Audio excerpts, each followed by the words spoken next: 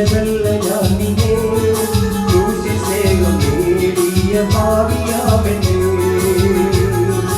തേടിയതല്ല ഞാനിനെ ഈ ക്രൂശിൽ സ്നേഹം നേടിയ പാപിയാമെന്നെ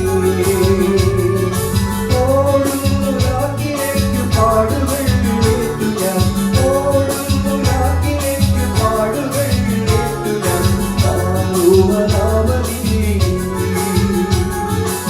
ലോകത്തിലേകയാശ്രയം എന്നെ സുവാർത്തം ശോകങ്ങളേറി വന്നാലും.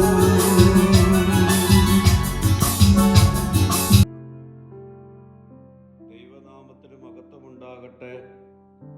ഇന്നത്തെ പ്രഭാത ധ്യാനത്തിനായി 55-ാം സങ്കീർത്തനം 2-ാം വാക്യം. ശത്രുവിൻ്റെ ആരവം നിമിത്തവും ദുഷ്ടൻ്റെ പീഡ നിമിത്തവും ഞാൻ എൻ്റെ സങ്കടത്തിൽ പൊറുതിയില്ലാതെ ഞരങ്ങുന്നു. ശത്രുക്കളുടെ ആക്രമണവും ദുഷ്ടന്മാരുടെ പീഡനവും വിശ്വസ്തരെന്ന് കരുതിയവരുടെ വഞ്ചനയും ദാവീദിൻ്റെ ഹൃദയത്തെ തകർത്ത് കളയുന്നു.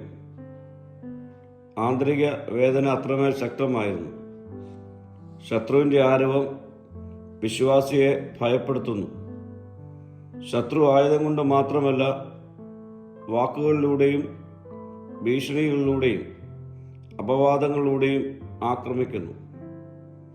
അത് നമ്മുടെ ആത്മവിശ്വാസത്തെ തകർക്കുകയും ദൈവത്തിലുള്ള വിശ്വാസം നഷ്ടപ്പെടുത്തുകയും ചെയ്യും.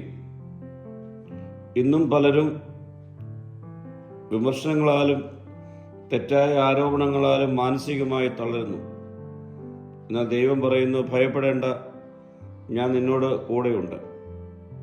ശത്രുവിൻ്റെ ശബ്ദത്തേക്കാൾ ശക്തമാണ് ദൈവിക വാക്തത്വം. ദുഷ്ടൻ്റെ പീഡനം ഹൃദയത്തെ മുറിവേൽപ്പിക്കും. ചില മുറിവുകൾ ശരീരത്തിലെ ഹൃദയത്തിലാണ്. ഏറ്റവും അടുത്തവരിൽ നിന്നുള്ള വഞ്ചനയും നിരാകരണവും മനുഷ്യനെ ആഴത്തിൽ വേദനിപ്പിക്കും. ദാവീദും തൻ്റെ ജീവിതത്തിൽ അത് അനുഭവിക്കുന്നുണ്ട്. എങ്കിലും ദാവീദ് തിരഞ്ഞെടുക്കുന്നത് പ്രതികാരത്തിൻ്റെ വഴിയല്ല, പ്രാർത്ഥനയുടെ വഴിയാണ്. ദൈവസന്നിധിയിൽ ഹൃദയം തുറന്നപ്പോൾ ദാവീദിന് ആശ്വാസം ലഭിക്കുന്നു. പ്രിയമുള്ളവരെ, നമ്മുടെ മുറിവുകൾ ലോകം മനസ്സിലാക്കാതിരുന്നാലും ദൈവം ഓരോ കണ്ണുനീരും കാണുകയും അറിയുകയും ചെയ്യുന്നു. ഇന്ന് നമ്മുടെ ജീവിതവും ശത്രുവിൻ്റെ ആരവം ഉണ്ടാകാം. ദുഷ്ടൻ്റെ പീഡനം നമ്മെ തകർത്ത് കളഞ്ഞിട്ടുണ്ടാകാം. ഹൃദയം സങ്കടത്തിൽ നിറഞ്ഞിരിക്കുകയാകാം. എന്നാൽ ദാവീദിനെ പോലെ ദൈവത്തോട് നമുക്ക് നിലവിളിക്കാം. ശത്രുവിൻ്റെ ആരവം താൽക്കാലികമാണ്. ദൈവത്തിൻ്റെ കൃപ ശാശ്വതമാണ്.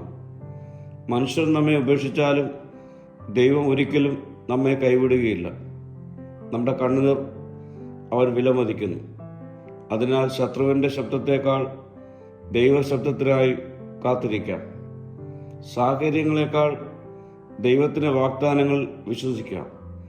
അപ്പോൾ നമ്മുടെ ഞരക്കം സ്തോത്രമായും നമ്മുടെ സങ്കടം സാക്ഷ്യമായും ദൈവം മാറ്റും. പ്രാർത്ഥിക്കാം. കർത്താവേ, എൻ്റെ ഹൃദയ ഭാരങ്ങളും ആശങ്കകളും നിൻ്റെ പാദത്തിൽ സമർപ്പിക്കുന്നു. എനിക്ക് ഉത്തരം അരുളണമേ. മഹത്വം നീ എടുക്കണം. യേശുവിൻ്റെ നാമത്തിൽ തന്നെ. ആമീൻ.